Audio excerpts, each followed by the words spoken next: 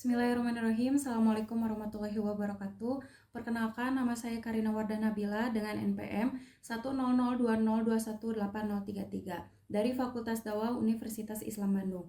Di sini saya akan mempresentasikan hasil dari penelitian saya yang berjudul Analisis Pesan Dakwah tentang Kesehatan Mental dalam buku Hati yang Tenang karya Ustadz Ucu Najmuddin. Yang melatar belakangi saya untuk meneliti ini adalah yang pertama, semakin lemahnya mental para generasi, terutama generasi Z atau Gen Z.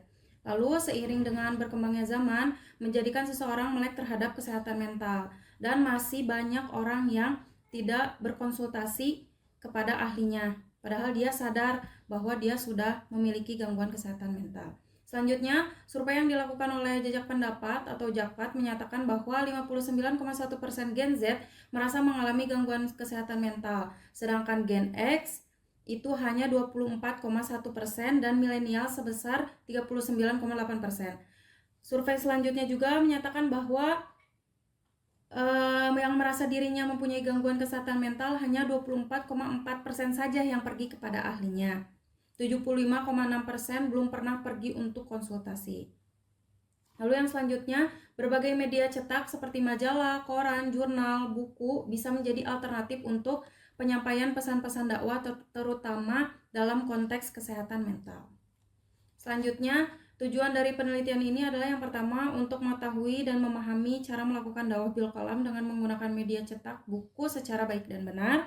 Lalu yang kedua, untuk mengetahui dan memahami isi pesan-pesan dakwah yang terkandung dalam buku Hati yang Tenang karya Ustadz Ucu Najmuddin. Dan yang terakhir adalah untuk mengetahui dan memahami cara mengatasi gangguan kesehatan mental dalam Islam. Metode penelitian yang saya pakai pada penelitian ini adalah metode deskriptif kualitatif dengan pendekatan analisis isi konten. Nah, untuk teknik pengambilan datanya yaitu menggunakan dokumentasi dan wawancara dari data-data, buku, jurnal, atau sumber internet tentang dakwah, komunikasi, dan psikologi. Selanjutnya, saya melakukan wawancara secara langsung terhadap narasumber utama. Nah, teorinya yaitu bahwa Zakia Derajat mengungkapkan bahwa orang yang sehat mentalnya memiliki keharmonisan dalam hidup yang tumbuh dari fungsi-fungsi jiwanya. Lalu ada karakteristiknya yaitu terhindar dari gangguan jiwa, mampu menyesuaikan diri, dan mampu mencapai kebahagiaan pribadi dan orang lain. Gangguan dan penyakit mental ini berbeda. Kalau gangguan itu masih bisa beraktivitas secara normal. Kalau yang memiliki penyakit mental itu bisa dibilang seperti ODGJ itu tidak bisa melakukan aktivitas dengan normal. Ada juga sifat buruk menurut Islam yang itu termasuk kepada gangguan kesehatan mental yaitu ria, hasad, dengki, rakus, sombong, dan lain sebagainya. Dakwah Islam sendiri merupakan penyampaian informasi dan mengajarkan hingga menerapkan dalam kehidupan sehari-hari tentang Islam kepada manusia. Nah, aktivitas dari dakwah sendiri bisa berupa penyampaian, perubahan, hingga pengembangan dengan memakai media dakwah yang disesuaikan dengan kebutuhan mad'u. Hasil dari penelitian ini, poin pertama yaitu dakwah bil qalam melalui media cetak buku, lalu analisis isi pesan dakwah tentang kesehatan mental yang ada pada buku Hati yang Tenang karya Ustadz Ucu Najmuddin ini. Yang pertama, poinnya adalah mengenal lebih dalam diri manusia. Ketika cakra kita, aura dan cakra kita positif, maka semuanya akan menjadi positif. Lalu yang selanjutnya ada mental yang baik menurut pandangan Islam. Selain daripada gangguan kesehatan mental itu sering dibilang lemahnya iman, keliru karena banyak juga faktor yang lain. Dari mulai keharmonisan rumah tangga, terus ekonomi, dan semacamnya.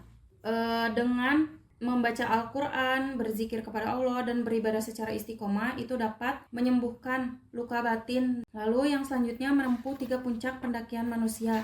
Yang pertama yaitu ada kedamaian, yang selanjutnya ada kemuliaan, dan yang terakhir adalah kesejahteraan. Yang selanjutnya ada solusi kesehatan mental menurut Islam dalam buku Hati yang Tenang karya Ustadz Ucu Najmuddin. Yang pertama, kita harus memperbaiki hati, lalu memahami dan teknik untuk meraih kedamaian doa. Jadi kita harus berdoa dengan sungguh-sungguh. Yang terakhir, mengukir kebahagiaan yang abadi.